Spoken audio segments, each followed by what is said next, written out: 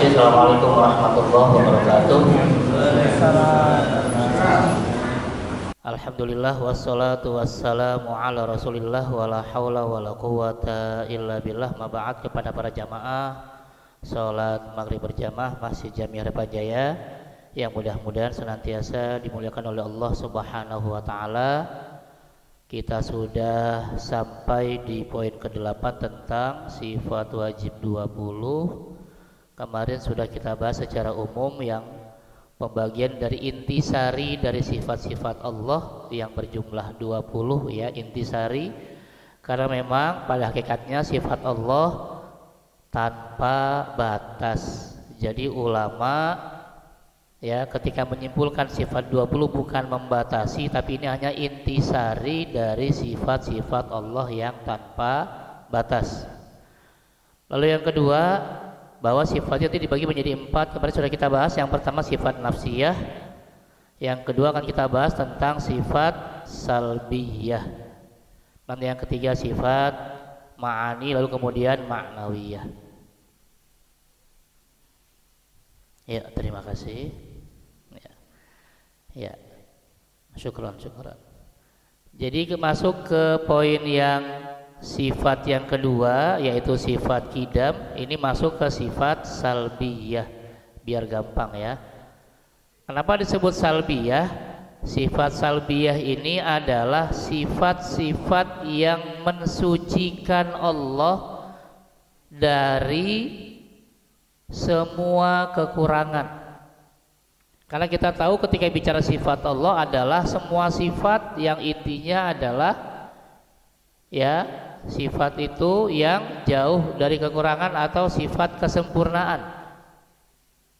Ya, kalau kemarin sudah kita bahas tentang sifat wujud yang artinya adalah wujud Allah itu maha sempurna, maka untuk menegaskan kesempurnaan Allah dijelaskan dengan sifat salbiyah atau mensucikan, menafikan, meniadakan Allah dari semua sifat kekurangan.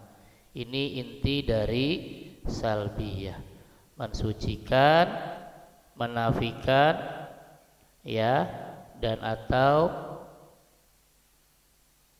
ya apa tadi ya, dari semua sifat kekurangan. Nah, sama seperti yang di awal, sifat salbiyah ini tanpa batas.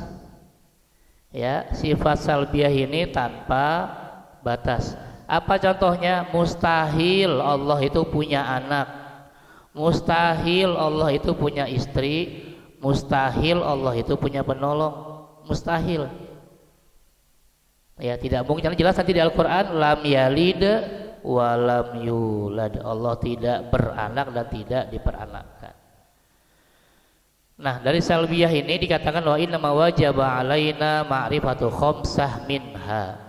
Yang diminta, yang diketahui adalah 5 sifat intisari dari sifat salbiyah, yaitu qidam, baqo, mukhalafatul lil hawadis, qiyamuhu binafsihi, kemudian wahdaniyah.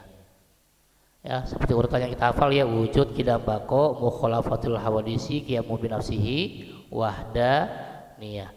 Wujudnya masuk ke sifat nafsiyah, 5-nya masuk ke sifat salbiyah, menafikan, meniadakan Allah dari semua sifat kekurangan.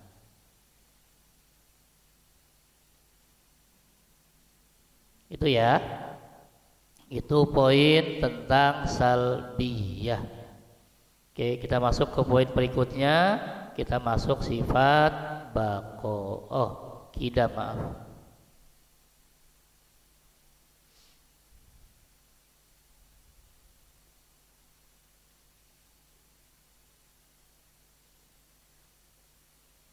Ya, dikatakan di sifat qidam ini, apa itu qidam? Ya, sifat wajib bagi Allah yang berikutnya adalah qidam, maknahu adam bidayati wujudillahi subhanahu wa ta'ala, huwa adam muftitahil wujud, au tusamma sifatul awaliyah muwafiqah liqaulihi ta'ala. Sifat qidam yaitu wujud Allah ada tanpa permulaan. Atau kalau bahasa dulu terdahulu, wujud Allah ada tanpa permulaan. Ya. Jadi sekaligus adanya sifat qidam ini menafikan orang yang nanti akan bertanya, kalau memang semua ciptaan Allah, lalu siapa yang menciptakan Allah? Ya, dijawab Allah itu qidam, Allah itu wujudnya tanpa permulaan, jadi nggak mungkin Allah itu diciptakan. Kalau diciptakan berarti ada lagi wujud sebelum Allah, padahal dikatakan Allah wujudnya tanpa permulaan, jadi nggak mungkin ada yang menciptakan, karena Allah lah yang maha pencipta. Sebagaimana firman-Nya di surat Al-Hadid surat 3, huwal awwalu, dialah Allah yang awal, yang terdahulu, yang ada tanpa permulaan. Jadi sifat qidam, ya, dalil naklinya, dalil ayatnya ada di surat 57 surat Al-Hadid ayat 3.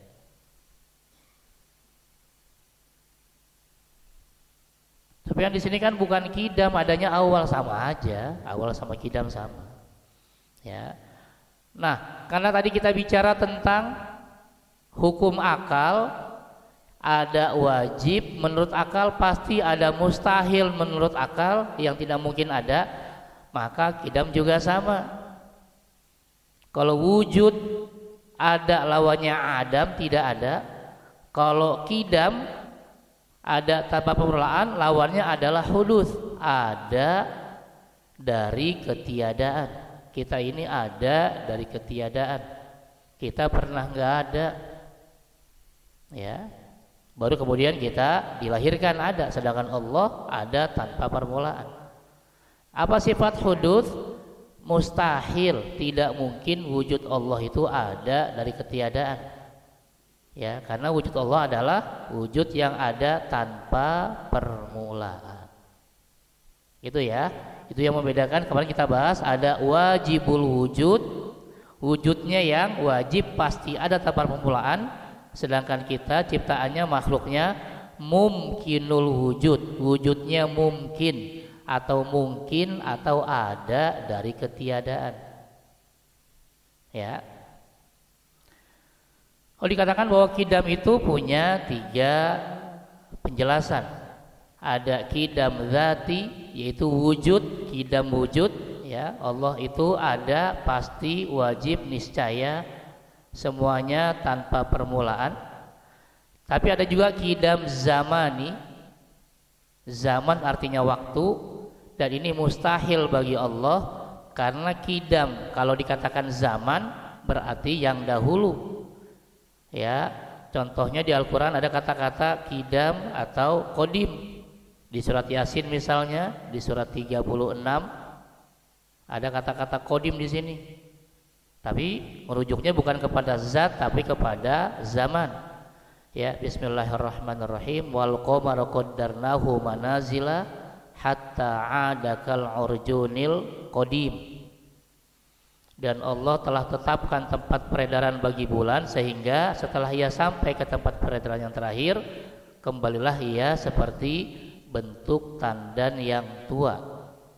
Ya, qadim diartikan tandan yang tua karena sudah lama umurnya. Dan ini bicara zaman, bicara waktu, bukan qadim ini yang dimaksud. Atau di surat yang lain dikatakan di surat Yusuf surat 12 ayat 95, ya, bismillahirrahmanirrahim, tallahi innaka lafi dhalalikal qadim. Demi Allah, sesungguhnya engkau masih dalam kekeliruanmu yang dahulu. Ini bicara tentang zaman qadimnya, sedangkan bicara qidamnya Allah adalah wujudnya, bukan zamannya, karena Allah wujud yang tanpa permulaan. Dan yang ketiga, qidam idhofi yang disandarkan, ini juga tidak mungkin, ya, seperti mengatakan qidamil ab bin nisbalil ibn, bahwa ayah lebih dulu ada daripada anaknya, tapi keduanya juga dibatasi oleh waktu, sedangkan Allah tidak dibatasi oleh waktu. Ya, itu dalil nakli atau dalil ayat dan hadis tentang sifat qidam, yaitu al-awwal. Ada pertanyaan silahkan. Silakan Bapak Ibu kalau ada pertanyaan dari bahasan yang telah disampaikan oleh Pak Ustadz tadi, yaitu menyangkut kidamnya. Silakan.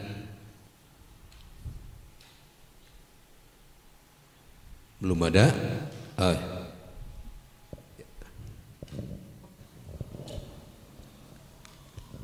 Assalamualaikum warahmatullahi wabarakatuh. Waalaikumsalam warahmatullahi wabarakatuh. Mensikapi sifat wajib Allah qidam itu di Quran surat Al-Hadid ayat 3 itu artinya begini.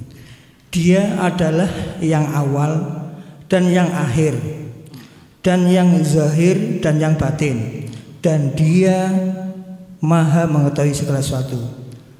Karena Allah itu adalah yang awal dan yang akhir, pertanyaan saya, waktu nanti akhir kiamat itu semua kan mati semua ya. Berarti tinggal Allah sendiri atau gimana itu kan? Kalau yang malaikat kan kalau sekarang kan Allah punya malaikat ya, yang bagian nanti cabut nyawa sih ini, bagian ini udah dibagi-bagi. Jadi nanti kalau akhir itu apakah Allah ngerjain sendiri istilahnya atau bagaimana? Itu tak. Assalamualaikum warahmatullahi wabarakatuh. Waalaikumsalam warahmatullahi wabarakatuh. Mungkin ada lagi yang lain? Ya, satu dulu Pak Ustaz. Ya, di Quran surat Al-Hadid ya, surat ke-57 ayat 3 tadi ya, ada kata-kata huwal awwalu wal akhir. Allah yang awal dan yang akhir. Ya, kemudian yang awal ini jadi sifat yang kedua, sifat qidam. Ya. Artinya wujud Allah Ta'ala ada tanpa permulaan. Nah, akhir juga menjadi sifat Allah yang berikutnya ini sebenarnya. Sifat baqo. Ya, wujud Allah Ta'ala ada tanpa akhir atau kekal. Ya, dari mana kedua ini ada? Dari yang awal tadi yang dulu kita bahas tentang wujud wajib dan wujud mungkin. Ya, wujud wajib ini hanya bagi pencipta yang sifatnya adalah wujudnya ada, ya, wujudnya ada tanpa permulaan. Sedangkan yang ini bagi ciptaan yang wujudnya ada dari ketiadaan. Gitu ya. Terus nanti kalau memang hari kiamat semuanya habis gimana? Ya, terus nggak ada masalah. Ya, toh juga awalnya Allah memang sendiri. Ya kan? Baru kemudian Allah menciptakan pena, menciptakan alam semesta dan seterusnya. Ya, kemudian juga nanti ketika di hari kiamat juga semuanya dihancurkan. Ya, maka Allah tinggal membangkitkan kembali. Dan itu lebih mudah kata Allah. Karena ketika menciptakan saja untuk pertama kali mudah, apalagi hanya mengulang penciptaan jauh lebih mudah. Ya, kita kan bikin sesuatu pertama kali kan susah nih ya. Kalau udah kedua, ketiga, keempat kan udah lebih gampang. Apalagi Allah yang Maha Pencipta. Gitu ya. Terus nanti kalau akhirnya cuma Allah saja, masalah nggak ada masalah. Memang dari awal kan Allah sudah menjelaskan bahwa Allah itu tidak butuh pada kita semua. Allah itu ghaniyun 'anil 'alamin. Ya, Allah itu maha kaya, tidak membutuhkan apapun dari alam semesta ini. Dalam artian kalau kita semua mau muslim, mau soleh semua sudah disiapkan surganya. Kita mau kafir semua udah disiapkan negaranya, disiapkan nerakanya, nggak ada masalah. Itu ya. Jadi jangan nanti kasihan Allah, nggak ada kasihan Allah nggak butuh kita kok. Kitanya yang kepedean, ntar kasihan Allah, nggak ada. Allah nggak butuh kita. Kitanya yang kepedean, ya, iya. Ini ditegaskan di 2 ayat di surat 3 ayat 97. Ya, ini di awal lihat, maka ketahuilah bahwa Allah Maha Kaya, tidak membutuhkan apapun dari alam ini. Allah nggak butuh kita. Kitanya yang butuh Allah. Maka disebut Allahus Somad di Al-Ikhlas. Kita bergantung meminta apapun pada Allah, sedangkan Allah nggak butuh kita. Dan di ayat berikutnya di sini di surat Al-Ankabut ayat 6 ditegaskan sama Allah. Ya. 29 ayat 6. Ya, mirip-mirip ayatnya. Lihat, sungguh Allah Maha Kaya, tidak membutuhkan apapun dari alam ini. Ya, jadi nggak usah khawatir. Ah, nanti surga nggak muat Pak Ustadz kalau kita semuanya masuk surga. Muat. Yang jadi masalah bukan muat nggak muatnya. Kita masuk surga langsung apa kagak? Ya, masuk surga sih iya kan. Cuma langsung apa mampir, kan itu masalahnya. Ya. Karena sudah Allah siapkan di surat Ali Imran 133. Bismillahirrahmanirrahim. Wasari'u ila maghfiratin mir rabbikum wa jannatin arduhas samawati wal ard wa iddat lil muttaqin. Jadi nggak usah khawatir, kita kan murid, kita kan umat dari Nabi terakhir, nggak kebagian. Justru kita kalau masuk surga duluan. Umat Nabi Muhammad itu spesial, duluan masuk surga. Terus ya masuk neraka duluan juga. Ya, walaupun umat terakhir tapi masuk surganya duluan. Tuh, lihat ya, bersegeralah mencari ampunan Allah dan mendapatkan surga yang luasnya seluas langit dan bumi. Jadi kalau semuanya soleh, semuanya muslim, surga tetap muat. Seluas langit dan bumi, nggak usah khawatir. Ya, dan sebaliknya kalau semuanya kafir, durhaka sama Allah, neraka juga siap nampung. Makanya nggak ngaruh. Ya, nanti di surat ke-50 surat Qaf. Ya, kata neraka, hal min mazid. Ya, ketika Allah bertanya kepada neraka Jahannam di surat 50 Qaf ayat 30. Ya, jadi semua udah ready, udah Allah siapkan semuanya. Tinggal kita mau pilih yang mana. Ya, ingatlah pada hari ketika Allah bertanya kepada neraka Jahannam, wahai neraka Jahannam, apakah kamu sudah penuh? Apa jawaban neraka Jahannam? Ya Allah, boleh nambah enggak? Ya, bayangkan. Kata neraka, boleh nambah enggak? Jadi seandainya semua manusia ini kafir semua, ya, neraka juga siap nampung. Enggak usah khawatir. Bahkan kata neraka, hal min mazid, ya Allah boleh nambah enggak? Kenapa? Karena makin sempit makin tersiksa. Ya kan? Kita sempit aja nggak tersiksa nih, padahal AC lengkap, tapi sempit udah nggak enak, apalagi sambil disiksa sambil sempitan. Ya, jadi jangan kepedean bahwa Allah butuh kita, enggak. Allah nggak butuh apapun dari kita. Cuma Allah tuh Maha Pengasih, Maha Penyayang. Kalau kita mau tobat, masya Allah ampuni. Ya. Tapi kalau masih ya ngeyel, ya udah siap-siap nih. Neraka bilang, ya Allah boleh nambah nggak tuh? Ya, jadi neraka nggak pernah merasa penuh. Tinggal kita mau langsung ke surga atau mau mampir dulu.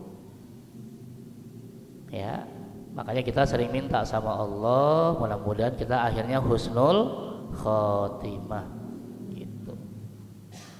Gitu ya. Jadi dari awal pun memang Allahnya udah sendirian, huwal awwal, dialah yang memang sendiri. Toh kalau akhirnya sendiri juga nggak ada masalah. Gitu ya. Wallahu a'lam. Oke, ada yang lain? Assalamualaikum warahmatullahi wabarakatuh. Waalaikumsalam warahmatullahi. Yang saya tanyakan Pak, melanjutkan pertanyaan Pak Musinin. Kan menurut Bapak sesuai dengan penjelasan sebelumnya bahwa yang kiamat itu kan seluruh jagat raya, bukan hanya kita di dunia di rasi Bima Sakti, tapi semuanya. Lah terus kalau kira-kira itu nanti kan di tempat lain itu ada makhluk-makhluk banyak. Itu neraka dan surganya jadi satu mau sendiri-sendiri Pak, kira-kira. Lah terus kalau seperti itu, mungkin kan kira-kira juga Pak ya. Allah menciptakan lagi makhluk-makhluk lain yang menghuni seperti dunia ini. Karena semuanya sudah enak-enak di neraka atau di surga atau tersiksa di neraka. Mungkinkah Allah menciptakan jagat raya ini dan berikutnya gitu Pak? Iya. Daripada kosong mungkin kan ya seperti kayak Pak Musi nanti Allah sendirian ya, gampang aja menciptakan kun fayakun jadilah. Sementara itu aja Pak. Wassalamualaikum warahmatullahi wabarakatuh. Waalaikumsalam warahmatullahi wabarakatuh. Iya, monggo yang lain. Silakan, ada.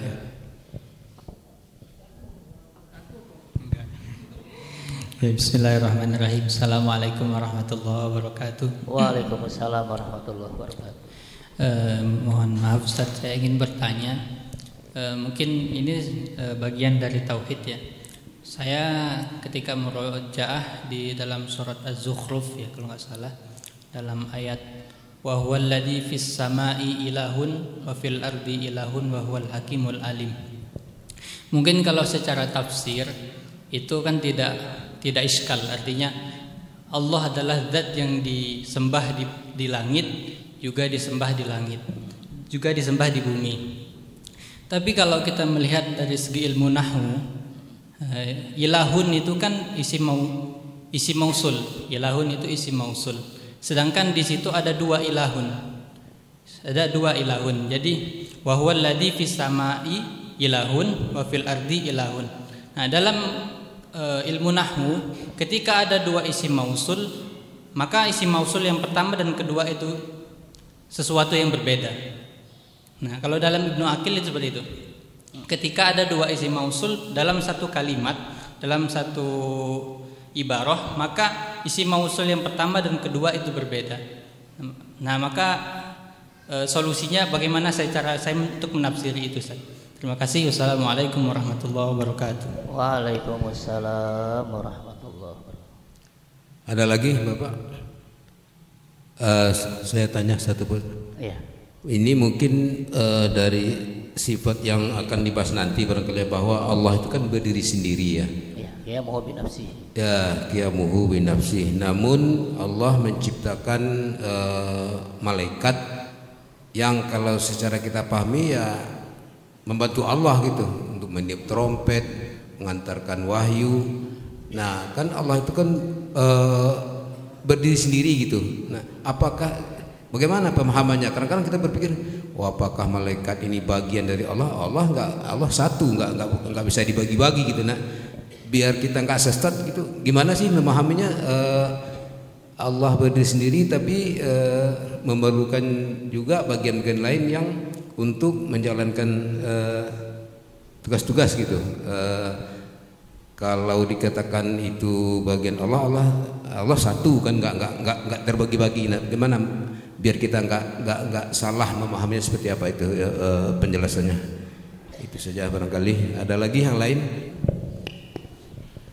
Nambah satu, ini sebenarnya pertanyaan saya yang kemarin, tapi saya masih ganjel Ustaz, yang mengenai wujud itu, wujud Allah yang saya bilang apakah itu doktrin, tapi Ustaz waktu itu jawab malah pakai logika itu ya. Pertanyaan saya gini, apakah betul ada dalil larangan kita itu tidak boleh memikirkan zatnya Allah? Kita hanya boleh memikirkan ciptaan Allah, tapi untuk zatnya Allah sendiri kita nggak boleh. Makanya kalau kita kayak sholat, kita itu supaya khusyuk itu kadang-kadang pikiran kita menerawang seakan Allah di depan kita, itu kita menggambarkan, akhirnya kita hanya kayak tulisannya Allah gitu ya. Artinya di situ kadang-kadang saya nggak berani lebih jauh gitu, takut itu. Apakah benar memang ada larangan itu untuk memikirkan zatnya Allah, itu kita nggak boleh gitu. Itu aja Mas itu. Oke. Ya. Kita jawab satu-satu ya. Pertama, surganya apa nih? Ya. Kan biasanya memang ditegaskan ketika bicara surga neraka adalah bicara surga neraka itu untuk makhluk yang bebas memilih. Itu dulu ya, bahwa dalam kajian akidah surga neraka itu untuk makhluk yang bebas memilih,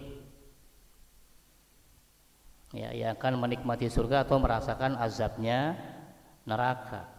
Dan yang diminta untuk bebas memilih adalah jin dan manusia. Di surat Adz-Dzariyat, wa ma khalaqtul jinna wal insa illa liya'budun. Maka dua makhluk inilah yang akan merasakan kenikmatan surga atau azab neraka. Ya, sedangkan malaikat kalau ada ya cuma jaga doang.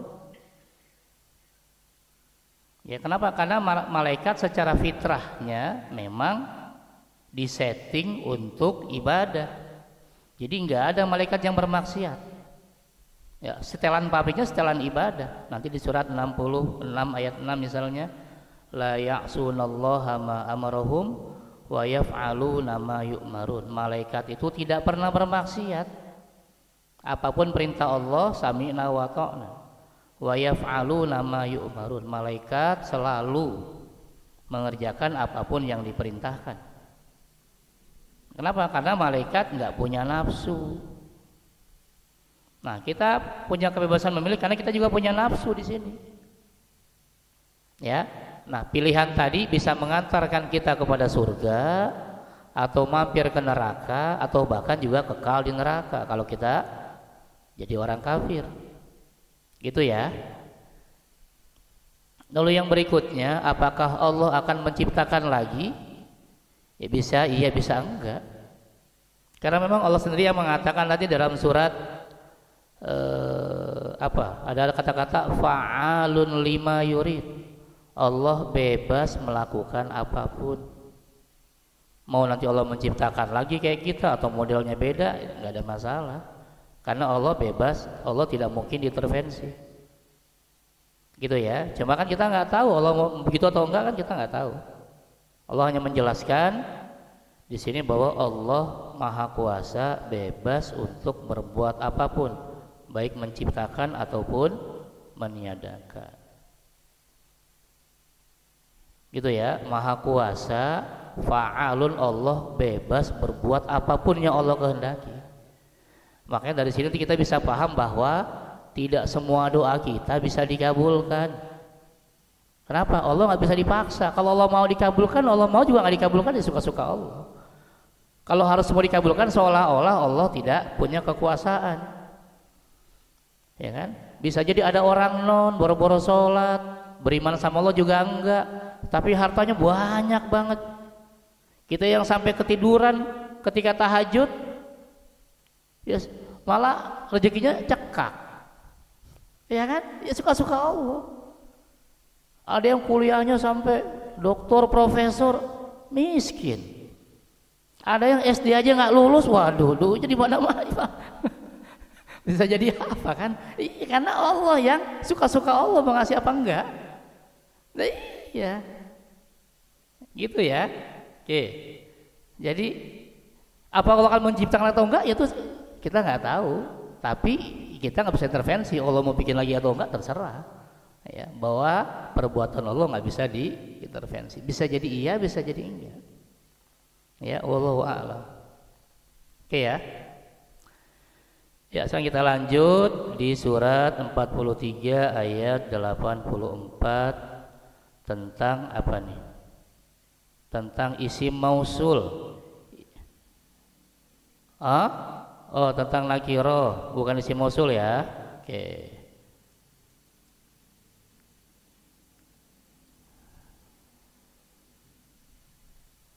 Kita ambil ayatnya dulu ya.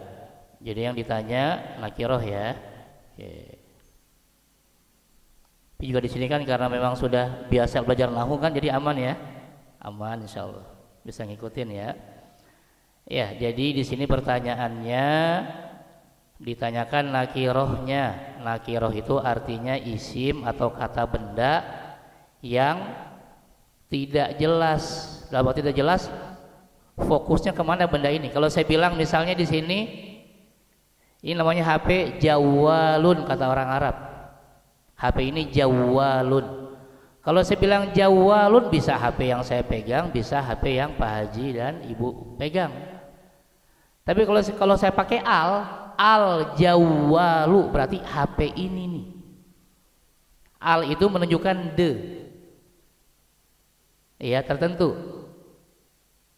Ya, gawai ini, kayak gitu ya, gawai. Tapi kalau saya bilang Jawalun nggak pakai al, masih belum jelas. Bisa HP yang saya pegang, bisa HP yang dipegang oleh Bapak Ibu sekalian. Itu namanya nakiroh. Ya. Nah, di sini juga ada nakiroh yang pertanyaannya. Kok di ayat tadi ada 2 nakiroh? Ya, maksudnya masih belum jelas karena nggak pakai al. Mana nakirohnya? Wa huwallazi fis samai ilahun. Ya, Tuhan. Ya.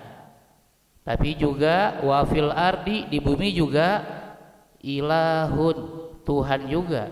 Berarti ada 2 dong Tuhannya. Ya, dialah Allah yang ada di langit dan ada di bumi. Ceritanya kenapa? Karena ilahun ini nggak pakai al, bukan al ilah. Apakah betul? Kalau betul kan berarti selama ini gimana pemahaman kita tentang la ilaha illallah atau qul huwallahu ahad. Sedangkan dalam kajian nahwu kalau ada 2 nakiroh berarti dua-duanya menunjukkan sosok yang berbeda. Nah, gimana jawabnya? Tanya sama guru bahasa Arab. Saya guru agama ya. Tapi oke lah kita jawab dikit ya. Nah, memang kalau sekilas kita akan mengatakan seolah-olah ini Tuhan yang di langit, ini Tuhan yang di bumi. Kalau kita lihat dari nakirohnya ini. Tapi kalau kita lihat dari sini alladzi, nah, ya yang tadi dikatakan isim mausul, maka itu akan hilang. Ya, isim mausul mengatakan menjadi satu sosok atau satu wujud. Gitu ya. Kecuali kalau tidak ada alladzi, baru iya dikatakan bahwa ada Tuhan di langit, ada Tuhan di bumi. Ketika tidak ada alladzi. Tapi ketika ada alladzi di sini berarti ditegaskan bahwa Tuhannya itu satu. Ya, itulah kenapa penjelasan bahasa Arab harus detail. Ada satu kata saja hilang bisa jadi masalah. Bahkan jangankan satu kata, satu huruf saja bisa bermasalah. Kalau itu betul ketika kita belajar bahasa Arab, maka yang pertama dipelajari adalah nahwu sorofnya dulu. Belajar susunan kalimat dan belajar pecahan kata biar tahu susunan ini ada di mana dan artinya apa. Gitu ya. Dan ini sudah hatam kan kemarin nahwu sorofnya? Ya, hatam udah jebol ini. Kan kalau pesantren ada 2 pesantren ya, ada lulusan pesantren udah ada ijazah. Ada yang jebolan pesantren baru seminggu 2 minggu bubar ya. Masya Allah gitu ya. Iya, jadi gitu ya. Kalau kita bicara nakirohnya iya, tapi ini bisa dihilangkan kenapa? Karena ada isim mausul sehingga tetap yang dimaksud ilah di sini adalah yang alladzi ini yang satu, dialah yang. Nah, yang ini menunjukkan kepada satu walaupun kelihatannya Tuhannya dianggap dua, padahal kata alladzi ini menunjukkan bahwa itu adalah satu. Wallahu a'lam. Oke ya. Malaikat membantu Allah padahal Allah Ta'ala berdiri sendiri. Iya, tapi membantu di sini bukan berarti bahwa Allah butuh bantuan, bukan. Justru ini ingin menjelaskan bahwa Allah itu kekuasaannya mutlak. Contoh nih, misalnya ketika bicara masih kajian nahwu saja, ya, ketika bicara kajian nahwu, nanti kalau ada kata nahnu yang artinya kami atau kita, tapi juga bisa berarti saya atau aku. Walaupun asalnya nahnu adalah kami atau kita. Dari mana taunya? Dari grammarnya, dari nahunya. Ya, ketika bicara nahu misalnya apa? Inna nahnu nazzalna dzikra. Gitu ya. Ada kata-kata nazzalna. Iya, kan seolah kan kami. Ya kan? Maka nanti dipecah dua di sini nih. Apa tuh? Pertama nazzala. Apa tuh nazzala? Nah, dipecah fi'lun madin. Nazzala adalah kata kerja bentuk lampau. Apalagi mabniyun. Ya, ala asalnya alal fathi. Ya, asalnya fathah karena nazzala asalnya. Pikirkan jadi nazzalna, iya asalnya fathah karena ujungnya nazzala, alanya fathah. Baru wa sukina gitu nanti ya kalau belajar i'rab ya. Belajar bacaan dan disukunkan nazzalna, lamnya mati. Wa sukina kenapa? Litisolihi, karena ketemu dengan bina. Ya, jadi nazala fi'il madi, dia bentuknya mabni, tegas nggak berubah, ujungnya fathah, lalu disukunkan karena ketemu dengan na, nazzalna. Baru dia yang kedua, apa itu na? Dijelaskan di sini na-nya. Nah, ini uniknya di sini nih. Kita bisa ketemu dalam ketika belajar nahu. Apa na-nya? Na-nya adalah domirun. Ya, kalau kami dulu di kampus itu ya domirun, karena domir ada dua, ada baris yang kelihatan, ada mustatir yang nutup. Ini baris. Domirun barizun, domir yang tampak. Nyambung apa pisah? Nyambung karena nempel dengan kata kerja. Muttasilun, nyambung. Terus sama juga dia nggak berubah. Mabniyun. Apa ujungnya? Na, ujungnya sukun. Mabniyun alas sukun. Baru fi mahalli raf'in fa'ilun. Paham ya? Ya. Apalagi? Iya. Lid dalalah gitu ya. Lid dalalah menunjukkan apa? Nah, ini uniknya ada dua nih. Nahnu itu ada dua. Bisa lid dalalah alal jam'i, menunjukkan bentuk banyak, tadi kami atau kita kalau buat makhluk, tapi juga bisa yang kedua au ya. Oke ya, saya terjemahkan ya biar nggak bingung. Tadi ada kata nazzalna, artinya kami telah menurunkan. Nazzala telah menurunkan, naknya kami. Maka ketika ada proses i'rab penjelasan, maka dipecah nazzala dengan na. Nazzala fi'lun madin mabniyun alal fathi. Nazzala adalah kata kerja bentuk lampau, mabniyun dia tidak berubah, alal fathi dengan ujung kata berharokat fathah la, dan disukunkan karena bertemu dengan na. Nah, ini naknya baru nih dipecah di sini. Naknya kenapa? Nanti naknya itu dalam kajian nahwu dipecah. Bisa ya, di sini na adalah alal fa'ilin, bisa juga na adalah alal fa'il al mu'azzim li nafsihi, gitu ya. Ya, atau al-mu'azzim nafsahu. Apa maksudnya? Nak di sini artinya ya, nak sebagai subjek ya yang lebih dari satu. Tadi itu nak nih, kami telah menurunkan. Nak bisa berarti subjek yang lebih dari satu. Kalau nak ini dikatakan ini berarti Tuhannya lebih dari satu. Karena kami atau kita. Ternyata dalam ilmu nahu juga tidak hanya itu, tapi juga yang kedua, na adalah alal fa'il al-mu'azzim nafsahu. Bisa juga na diartikan sebagai subjek. Ya, subjek yang sendirian, sendiri, ya, yang nih ini poinnya di sini, ya, yang mengagungkan dirinya.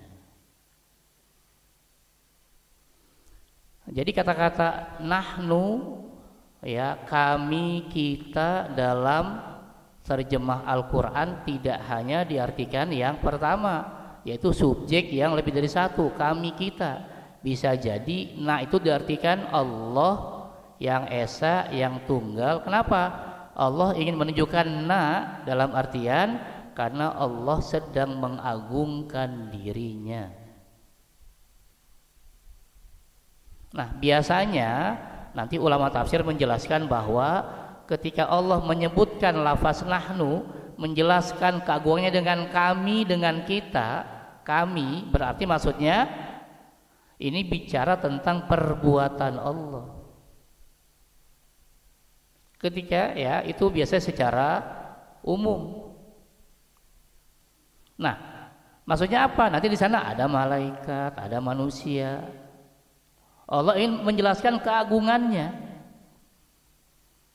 Ya, apa buktinya ketika Allah mengatakan wa inna lahu lahafidun, dan kami yang akan menjaga Al-Qur'an? Buktinya banyak yang hafal Al-Qur'an walaupun satu kata pun dia nggak paham artinya. Bahkan anak-anak balita pun sudah banyak yang hafal Quran, menunjukkan keagungannya bahwa Allah mudah membuat orang hafal Quran walaupun masih belia. Maka saya pernah baca itu ada nenek-nenek usia 70-an, waktu masih muda dia baru hafal sedikit, terus dinikahkan muda, udah dia fokus sama ngurus anaknya. Begitu anaknya udah punya mantu, ayah udah punya cucu, udah dia nggak punya kesibukan lagi, dia mulai menghafal lagi. Dan dengan izin Allah di usia 70-an hafal. Kenapa? Karena punya tekad yang kuat. Ini bukti bahwa kata-kata nah ini Allah menjelaskan berapapun usia Anda, berapapun usia kita, kalau kita punya tekad untuk menghafal, Allah mudahkan. Tinggal tekadnya mau apa enggak. Nah, di sini bukan berarti malaikat berarti pembetul, bukan. Allah ingin menjelaskan keagungannya. Allah bisa loh menciptakan malaikat. Ya, Allah juga bisa mempekerjakan malaikat, dalam artian bukan Allah butuh bantuan, tapi menjelaskan bahwa Allah itu maha kuasa. Ini loh bentuk kekuasaan Allah, bisa menciptakan begitu banyak malaikat, begitu banyak makhluk. Itu ya. Jadi bukan berarti Allah butuh kepada makhluknya, bukan. Itu bisa dijelaskan dari ilmu nahu. Adakah dalil larangan kita memikirkan wujud Allah? Iya. Ya memang kita nggak boleh. Ya, nanti ada bahasa la tufakkiru ya fi dzatillah, atau udah pernah lewat kalau nggak salah di sini ya. Udah pernah kita bahas deh. Ya, pernah kita bahas itu, ada penjelasan baik dari ulama maupun dari ayat Al-Qur'an. Ya. Atau kalau bahasa Al-Qur'an la yus'alu amma yaf'al wa hum yus'alun. Ya, kalau di Al-Qur'an bahasanya lebih fokus kepada pertanyaan, pertanggungjawaban.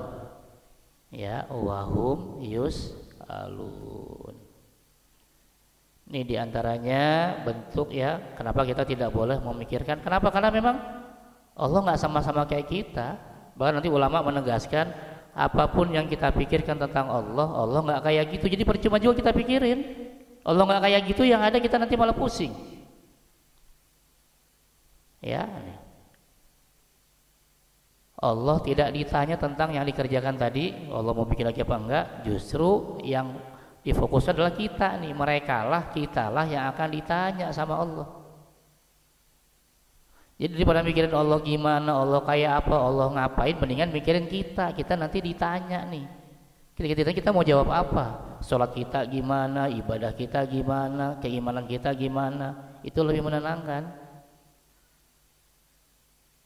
Ya, kita cukup diminta untuk meyakini 6 rukun iman dengan fokus kepada 2 kalimat syahadat yang sudah dirumuskan oleh para ulama dengan intisarinya meyakini 20 sifat wajib. Udah segitu aja. Di situ pun nggak dibahas tentang bagaimana wujud Allah. Kita hanya sampai pada pemahaman yakin bahwa wujud Allah pasti, wajib, niscaya ada tanpa permulaan. Dan semua ulama sepakat nggak ada yang tahu wujud Allah.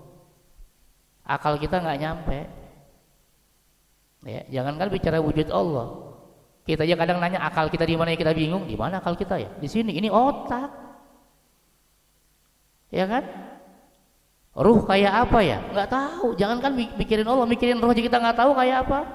Oh itu Ustaz yang kayak film itu Casper, itu mah setan.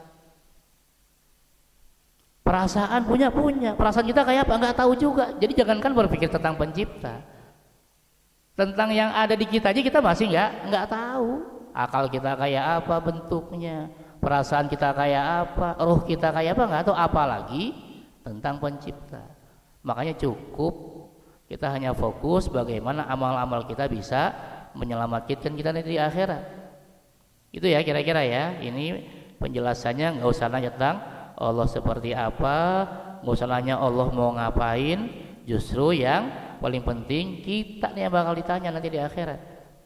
Jangan kan di akhirat kita baru dengar wah KPK mau datang, waduh udah nggak bisa jalan kita kan. Padahal maksudnya KPK saudara kita, orang KPK cuma mau silaturahmi, udah deg-degan kita, ya kan? Iya, udah salah paham. Gitu kira-kira ya. Iya. Mungkin ini kaitannya dengan kita sholat itu kan biar khusus tuh ingat Allah gitu. Nah, apakah cukup kita mengingat sifat-sifatnya aja yang 20 nih misalnya, atau nama-nama Allah ada banyak nama Allah, apa itu yang kita ingat ketika sholat yang kita diharuskan agar itu mengingat Allah gitu. Jadi kemana ini pikiran kita gitu? Iya, ya. Betul ya, pertanyaan bagus ya. Jadi kalau kita sholat kita mikirin apa? Kita mikirin bacaan kita, itu udah lebih tenang. Yang kita baca ini artinya apa? Udah, itu lebih fokus. Ketika Allahu Akbar, Allah ini maha besar, berarti kita ini kecil. Jangan membesarkan selain Allah, jangan mengagungkan selain Allah. Fokus sama bacaan kita aja. Ya, at-tahiyatul mubarakatuh. Nah, itu yang memang kita pelajari maknanya, kalau bisa kita hafal. Jadi ketika kita sholat, kita mencoba menerjemahkan apa yang kita baca sambil meresapi isinya. Subhana rabbiyal azimi wa bihamdihi, maha suci Allah yang maha agung, Engkaulah segala pujian ya Allah. Sujud subhana rabbiyal a'la, maha suci Engkau ya Allah yang maha tinggi. Itu aja yang difokuskan, bukan berpikir Allah kayak apa, Allah gimana, nggak usah. Berpikir bacaan kita resapi, kita pahami apa yang kita baca dari takbir sampai salam. Itulah khusyuk, bukan membayangkan Allahnya, karena Allah nggak terbayangkan, karena Allah tidak terindra. Ya, jadi nanti pulang cari bacaan sholat, dibaca lagi. Dah, nanti selesai sholat, wah lupa nih, baca lagi, mulai dari ya takbir tuh, bahkan dari usoli itu apa tuh usoli, kita bolak-balik baca usoli kagak tahu. Ya, iftitahnya kita pakai apa? Allahu Akbar kabiro atau Allahumma bait baini? Jangan-jangan juga dua-duanya nggak tahu artinya apa. Ya kan? Iya. Jadi harusnya ketika sholat yang kita pahami itu bukan tentang sosok wujud Allahnya, tapi kita memahami apa yang kita baca. Ya. termasuk bacaan Quran, karena kan diingat nanti sama Allah, diingatkan di surat 47 ayat 24. Ini yang Allah minta. Bismillahirrahmanirrahim. Afala yatadabbarunal Qur'an am ala qulubin aqfaluha. Ya. Nih, ini aja yang kita ingat ya. Allah tuh minta kita bukan berpikir tentang Allah, karena nggak mungkin kita bisa mikir ke sana. Yang Allah minta, afala yatadabbarunal Qur'an. Tidakkah mereka menghayati Al-Qur'an? Berarti menghayati isinya. Kalau belum ngerti berarti terjemahnya. Termasuk bacaan salat kita dari takbir sampai salam.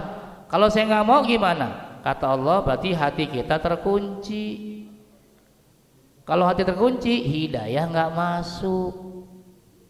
Jadi fokuslah kita sama bacaan-bacaan kita sejak dari takbir sampai salam, termasuk zikir kita setelah salam, karena semuanya kan berbahasa Arab. Gitu ya. Sehingga kita tahu bahwa kita sedang berdoa, sedang meminta, sedang memohon dan seterusnya. Itu semua ada dalam sholat. Itu ya. Jadi jangan berpikir tentang sosok Allah karena nggak mungkin. Kita hanya sampai pada pemahaman wujud Allah ada tanpa permulaan dan nggak tahu kayak apa wujudnya.